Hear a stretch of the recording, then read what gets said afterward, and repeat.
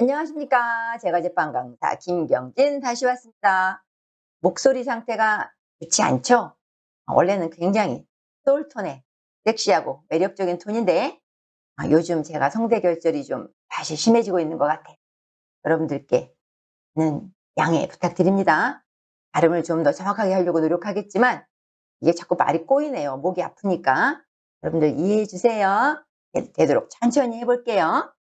자, 시작. 챕터 2. 재료 및 기초 재료 과학. 네. 여기에서 정말 중요한 재료들이 많이 나옵니다. 자, 한번 보시겠습니다. 1번. 자, 우리가 재료의 성분 및 특징. 제일 중요한 재료 나왔습니다. 밀가루 나왔습니다. 밀가루. 자, 우리가 이 밀가루 파트에서 우리가 알아야 될 것을 한번 어, 알려드릴게요. 1번 밀의 구조가 나오죠. 1번 밀의 구조. 밑으로 갈수록 밀가루의 분류, 그 다음에 3번의 재분과 재분율, 그 다음에 4번의 밀가루의 성분, 그 다음 5번 밀가루의 표백, 숙성, 저장, 6번 반죽의 물리적 실험. 이렇게 밀가루 파트가 끝나게 되겠습니다. 하나하나 여러분과 함께 해보도록 하겠습니다. 이 그림 한번 봐주시죠. 이 그림. 이 그림은 지금 46페이지 맨 위쪽 상단에 있습니다. 그림으로 나오는 경우도 있습니다. 시험에. 요 밀알을 이렇게 반으로 잘랐을 때. 자, 이 부분 보이시죠? 자, 이 부분이 뭡니까? 이 부분이 내배유가 되겠습니다. 내배유. 내면에 있는 배유다. 퍼센트 몇 프로? 83% 외워주세요. 그 다음에 배아. 이건 C눈입니다. 2 내지 3% 정도 차지하고 있는데 별 중요하지 않습니다. 자, 그 다음에 껍질 부분 몇 프로라고 되어 있죠? 14%라고 되어 있습니다. 그렇죠? 우리는 저희 내배유를 빻아서 밀가루를 만들게 되겠죠. 자, 그럼 밀의 구조 1번 보겠습니다. 껍질 아까 얘기했듯이 14% 정도 차지하고 배분 과정 빻으면서 분리가 되고, 자, 이 껍질에는 저질 단백질을 많이 함유하고 있다. 이 껍질 부분이 밀가루에 많을수록 밀가루 품질이 떨어진다. 이 부분. 그다음에 배유. 배유란 밀의 83% 밑줄 동그라미 별표. 자, 이 부분을 가루로 낸 것이 밀가루다. 전체 단백질의 75 정도 퍼센트 정도를 전부 다 내배유가 가지고 있다. 이런 얘기다. 배아. 배아는 지방이 많아 밀가루 저장성을 나쁘게 한다. 이 부분이죠. 그래서 이 부분은 재분 시 불리합니다. 자, 그렇게 알고 그다음 밀가루의 분류로 가보겠습니다. 밀가루의 분류에는 크게 강력분, 중력분, 박력분, 유럽밀 이렇게 되어 있습니다. 자, 하나하나 볼게요. 강력분 주로 제빵용, 중력분 주로 제면이나 다목적용, 우동이나 면 이렇게 되겠습니다. 박력분 주로 제과용, 유럽밀, 스파게티, 마카로니 이런 거 만듭니다. 단백질 함량 중요하죠. 제빵용은 11에서 13%, 중력분은 9에서 10%, 박력분은 7에서 9%, 스파게티, 마카로니 11에서 12%이 정도 됩니다. 그래서 여러분들이 이거 외울 때, 자, 7에서 9, 자, 7에서 9, 9에서 11, 자, 그 다음에 11 이상, 이렇게 여러분들이 공부를 하시면 되게 도움이 될 것 같아요. 7에서 9는 강력분, 9에서 11은 주로 중력분, 11% 이상은 강력분, 이렇게 강력서부터 외워주시면 될 것 같고, 네, 이렇게 유럽밀은 중력과 중력 사이에 있다. 이렇게 생각하시면 되겠습니다. 글루텐의 질, 당연히 강력분이 제일 강하고 그다음에 박력분이 제일 부드럽다. 이렇게 이해하시고 밀가루의 입도, 밀가루의 입자 이렇게 생각하시면 됩니다. 입자가 강력분은 질다, 초자질이다, 초자, 모래알 같은 질을 갖고 있다 이런 뜻이고, 중력분은 미세하고 박력분은 분상질이다, 아주 곱다 이런 초자질이다, 초자질이다. 자, 요거는 좀 더 전문적으로 설명을 드리자면 이 밀가루에 빛을 비추었을 때 광선 투합이 잘 돼서 투명하게 비치는 부분이 약 70% 이상이면 초자질, 30% 정도면 미만이면 분상질, 이렇게 비추었을 때 투명하게 비치는 정도를 가지고 우리가 이렇게 부릅니다. 자, 회분함량 보겠습니다. 회분함량 1급. 강력분은 0.4에서 0.5. 자, 박력분은 0.4 이하. 이렇게 되겠습니다. 자, 원료밀이 뭐냐? 어떤 밀이 원료냐? 강력분은 경질밀이다. 경질. 꼭 제 이름 같네요. 경진. 아니고 경질. 자, 요거는 단단한 질을 사용했다. 네, 박력분은 연질. 부드러운 밀을 주로 사용했다. 이런 얘기가 되겠습니다. 가끔 이런 것도 보기에 나오니까 한번 읽어갈게요. 경질밀은 자 왼쪽 페이지 46페이지 왼쪽 중간쯤 경질밀은 경질 춘맥이라 그래서 봄에 파종해서 가을에 수확하는 밀을 경질밀이라고 합니다. 연질밀은 연질 동맥이라 그래서 가을 겨울에 파종하고 여름에 수확하는 밀가루를 연질밀이라고 합니다. 자, 가장 기본적인 문제 또 나왔습니다. 박력분과 박력분의 차이점이 아닌 것을 고르시오. 이런 문제는 아주 기본적인 문제이니까 여러분들 꼭 요거 이해하시든지 답을 외우시든지 어떻게 하셔야 됩니다. 자, 단백질 함량 차이 많이 나지요.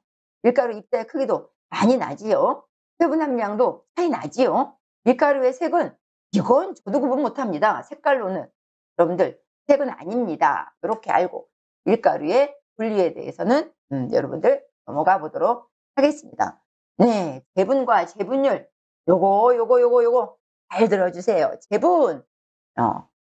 재분이 뭡니까? 가루로 만드는 겁니다. 배아 껍질을 빼고 전분의 손상을 최소화하여 가루로 만드는 것을 우리가 재분이라 한다. 자, 재분 공정이 어떻게 됩니까? 마쇠, 체질, 정선 이런 과정이 연속적으로 진행된다.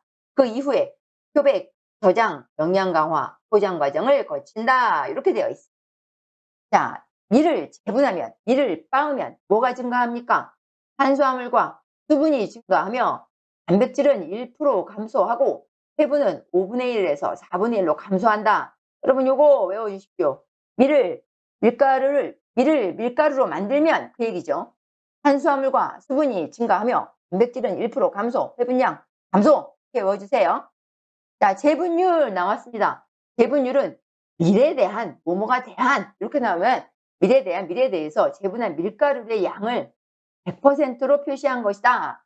재분율. 예를 들어서 원료 소맥 밀가루가 100g 밀이 100g이었고 이를 빻았을 때 100g의 가루가 나왔다면 100분의 100 곱하기 100이니까 그때는 재분율이 100%가 되겠지요. 그런데 예를 들어서 밀이 100g이었고 예를 들어서 밀이 100g이었고 밑자가 100g이었고 배분한 밀가루가 예를 들어 72g이 나왔다면 밀을 빻았더니 밀가루 72g이 나왔다면 곱하기 100을 했을 때가 재분율이니까 이때 재분율은 72%가 되는 겁니다. 이렇게 72%의 재분율을 보인다. 일반적인 기본 밀가루의 재분율이 되겠습니다. 자, 시험 문제는 재분율이 높았을 때 요것이 나오는 겁니다. 또는 재분율이 낮았을 때 또는 재분율을 설명했을 때 잘못 설명한 것을 고르시오가 저라면 또 냅니다. 제가 여기 출제자라면 요거 완전히 이해해야만 풀 수 있는 문제이기 때문에 요 문제는 여러분들 꼭 한번 이해해 주시기 바랍니다. 이거 외우기가 좀 어려워요. 자, 회분 함량이 많아지지만 재분율이 높았을 때 회분 함량이 많아지잖아요. 회분 함량이 당연히 많으니까 입자가 거칠겠죠? 회분 함량이 많으니까 당연히 색상도 어두워질 겁니다. 자, 회분 함량이 많다는 거니까 여기에 비타민 B1, B2, 무기질량, 섬유소, 단백질 이 모든 것들로 굉장히 많이 이 안에 들어있을 수밖에 없습니다. 그러니까 당연히 또 C번. 자, 영양학적으로는 좋을 수밖에 없죠. 소화 흡수율이 떨어지는 겁니다. 여러분 현미하고 같이 이해하시면 되겠습니다. 미네랄 많고 영양학적으로 우수하지만 소화 흡수율은 떨어지잖아요. 또 우리 밥으로 했을 때 거칠잖아요. 현미가. 밀가루도 마찬가지입니다. 재분율이 높은 밀가루를 사용하면 영양학적으로는 우수하나 소화 흡수율도 떨어지고 빵색도 어둡고 회분 함량이 많기 때문에 제빵 적성이 좋지 않다. 이렇게 이해하시면 되겠습니다. 여기서 우리가 알아야 될 것. 재분율이 낮을수록 고급분이다. 일반적인 재분율 72% 아까 제가 설명드렸죠. 재분율이 낮을수록 고급분이다. 높았을 때와 낮았을 때에 여러분들이 이 차이점을 반드시 이해하시기 바랍니다. 자, 핵심 문제 또 풀어봐야지. 적시적소의 책에는 자, 지금 이에 어울리는 문제가 들어 있습니다. 47페이지 오른쪽에 재분율에 대한 설명으로 잘못된 것은 왜 언제나 시험 문제는 잘못된 것일까요? 그 이전엔 안 그랬는데 요즘 들어서는 거의 잘못된 겁니다. 이 이유는 이해를 충분히 하고 시험을 보러 왔느냐 요걸 물어보는 겁니다. 자, 요거 앞에 설명한 거니까 여러분들 읽어보시고 4번이 왜 틀렸나 한번 보시죠. 배분율이 증가하면 일반적으로 무기질함량은 감소한다가 아니라 증가한다가 있는 얘기가 되겠습니다. 자, 4번 밀가루의 성분, 단백질에 대해서 공부해 보도록 하겠습니다. 단백질, 빵 품질 기준의 가장 중요한 지표 중에 하나입니다. 그 어떤 것보다 중요하다고 볼 수 있습니다. 여러 단백질 중에서 글리아딘과 글루테닌이 물을 만나 글루텐을 형성한다. 되게 중요하죠. 글리아딘은 이렇게 동그랗게 생겼고 글루테닌은 길쭉하게 생겼고 이것이 물을 만나 여기에 하나가 더 추가가 된다면 외부적인 힘이 들어가겠습니다. 외부적인 힘. 이 힘이 들어가서 글루텐이라고 하는 이런 덩어리를 형성하게 됩니다. 자, 글루텐이 형성되기 전 단계는 이렇게 틀어지고 잘 드러나지 않는 형태였다가 글루텐이 형성이 되면 이렇게 쭉쭉 늘어나면서 반죽이 매끄럽고 윤기 나는 그런 불수용성의 복합 단백질이 글루텐이 되겠습니다. 자, 그럼 이런 글루텐을 형성할 수 있는 단백질에는 어떤 것이 있는가? 자, 여기에 48페이지 맨 위에 아주 중요한 얘기가 나오고 있습니다. 글루텐을 형성하는 단백질에는 첫째 글리아딘, 글루텐이 아주 중요한 핵심 단백질입니다. 글리아딘이 제일 많이 들었음을 우리가 알 수 있죠. 책에서. 나머지 벨소닌과 알부민, 글로불린도 들어있죠. 5가지입니다.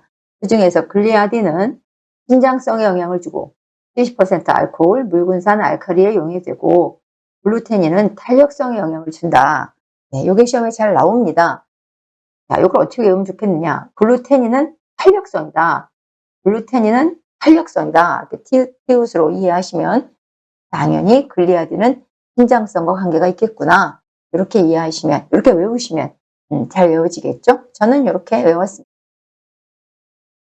밀가루에는 대부분 탄수화물이 들어있죠.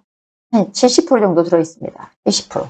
대부분이 전분입니다. 밀가루는 거의 탄수화물 식품이죠. 전분의 함량은 단백질 함량과 반비례 관계를 갖는다. 이게 무슨 얘기입니까? 전분의 함량이 많을수록 단백질 함량은 작다. 이런 얘기죠. 전분의 함량은 따라서 박력분이 강력분보다 많습니다. 또한 탄수화물은 20대 주된 영양성분이 되기도 합니다. 자, 여기서 손상전분이라는 말이 나왔는데 요거 외워주시기 바랍니다. 제분, 밀을 밀가루로 만드는 공정 중에서 전분 입자가 손상된 겁니다. 말 그대로 손상. 권장량이 4.5에서 8%다.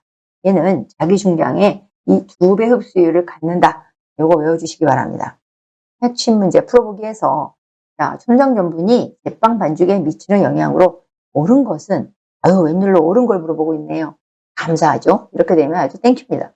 자, 딱 봐도 4번이 정답인 걸 우리가 알 수 있는데 자, 1번에서는 흡수가 늦고 여기 잘못됐고 흡수량이 적다 여기 잘못됐고 발효가 느리다 여기 잘못됐습니다. 이렇게 문제 풀어봤습니다. 이 손상전분 중요했고 지방, 밀가루에는 지방이 뭐 거의 배유 부분에는 없고 배아 부분에 좀 들어있었는데 거의 의미가 없습니다. 자, 넘어가고 자, 회분 보겠습니다. 회분. 제분에서 한번 설명을 드렸는데 밀가루의 등급을 나타내는 기준이 밀가루 색상과 관계가 있다. 회분 함량이 많으면 색깔이 짙고 어둡죠. 또한 껍질 부위가 적을수록 회분 함량이 작아진다. 이런 뜻. 특히 제분 공정의 점검 기준이 된다. 별표. 이거 외워주세요.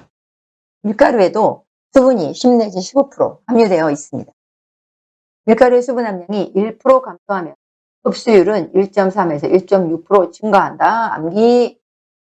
실질적인 중량을 결정하는 중요 요소다. 뭐에서? 밀가루 구입할 때 실질적인 중량을 결정하는 중요한 요소가 뭐다?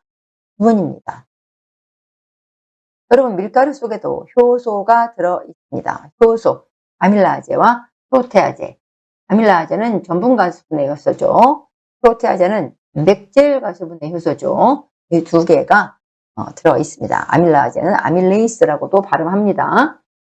자, 밀가루는 재분하고 그 다음 과정이 표백과 숙성과 저장 과정을 거치게 됩니다.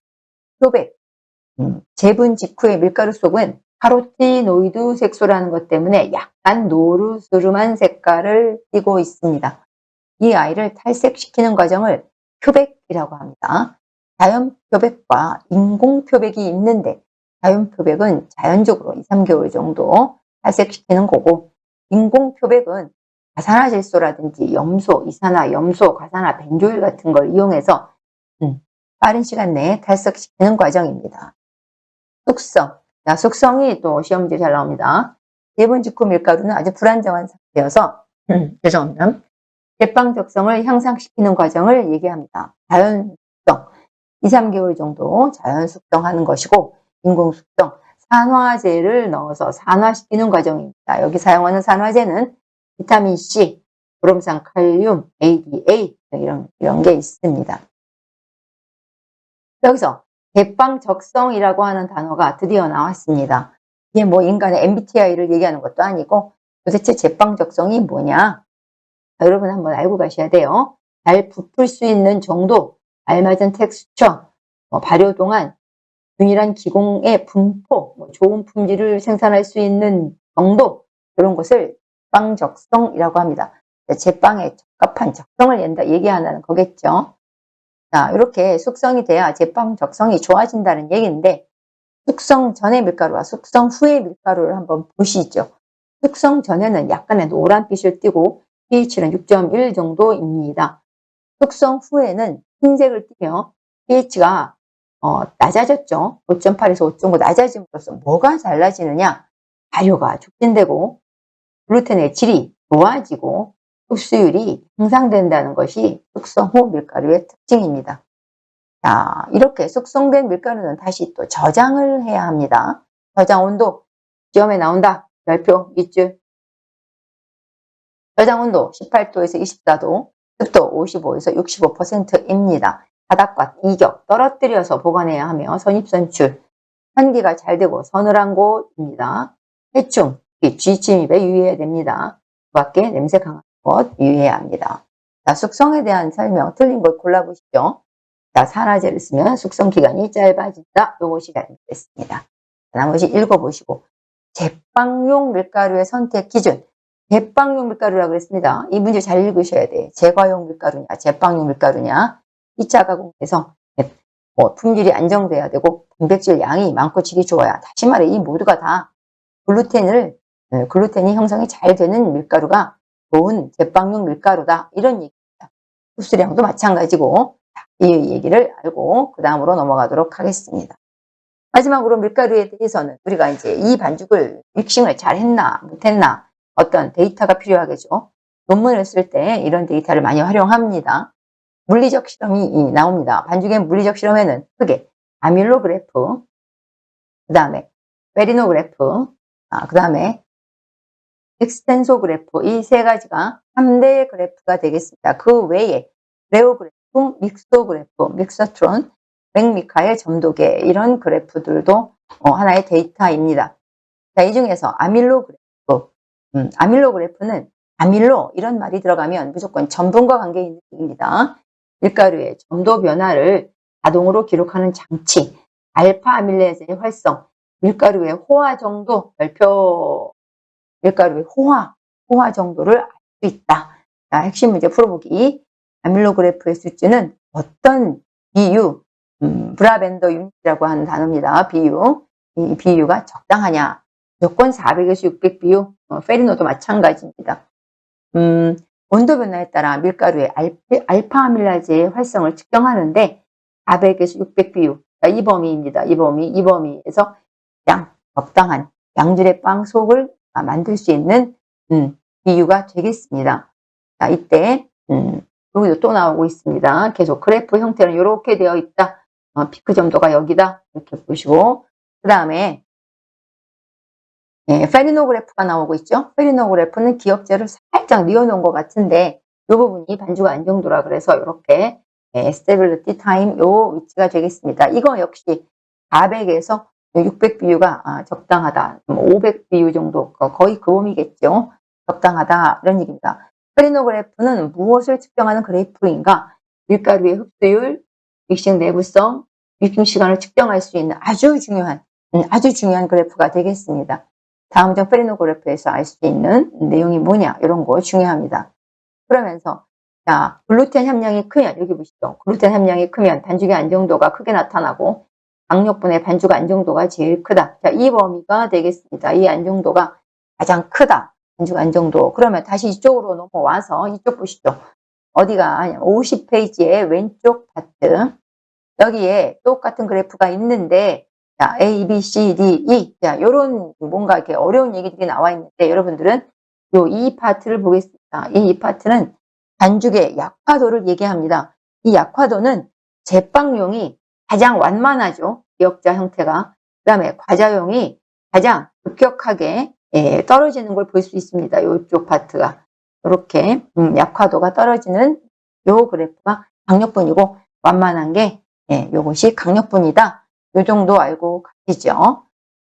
요거는 당연히 풀어보기 위해서 여러분께서 전분 호화력 측정하는 건 아밀로다. 전분 그러면 아밀로다. 이런 얘기를 제가 말씀드렸죠.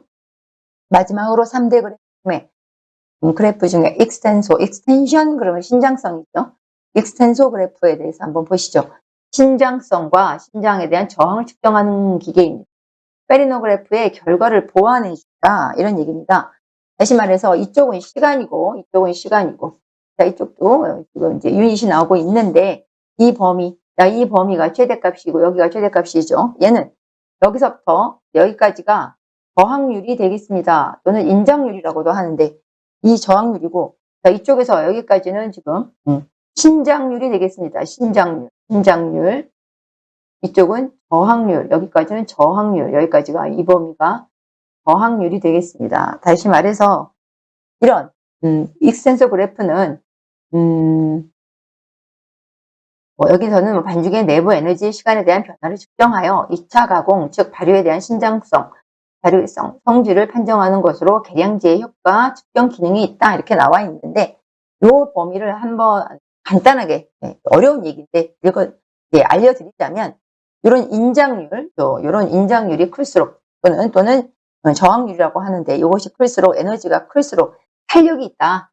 이것이 클수록 여기가 탄력이 있다. 이런 얘기고 이런 신장률은 클수록 신장성이 좋다. 이런 얘기입니다. 신장성이 좋다. 시간이 지날수록